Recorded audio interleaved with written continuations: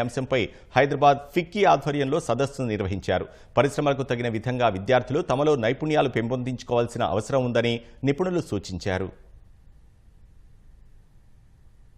ఈ technology changes వల్ల, ఈ సొసైటల్ చేంజెస్ వల్ల, ఎకనామిక్ చేంజెస్ వల్ల, ఈ డెమోగ్రఫిక్ చేంజెస్ వల్ల తప్పకుండా జాబ్ ప్రొఫైల్స్ మారుతాయి.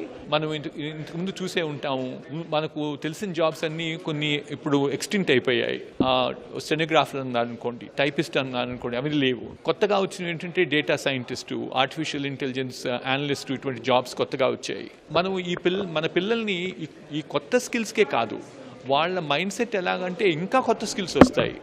ఇప్పుడు మనం మాట్లాడేది దేని గురించి, ఏఐ గురించి ఎక్కువ మాట్లాడేవాళ్ళం, ఏఐ వస్తుందని చెప్పి. మీరు గత సంవత్సరం 2 సంవత్సరాల్లో చూస్తే చాట్ జీపీటీ చాలా పాపులర్ అయిపోయింది. LLM అంటారు, అంటే లార్జ్ లాంగ్వేజ్ మోడల్స్ అంటారు అనమాట. ఈ లార్జ్ లాంగ్వేజ్ మోడల్స్తో స్పెషలైజేషన్ కావాల్సి వచ్చింది.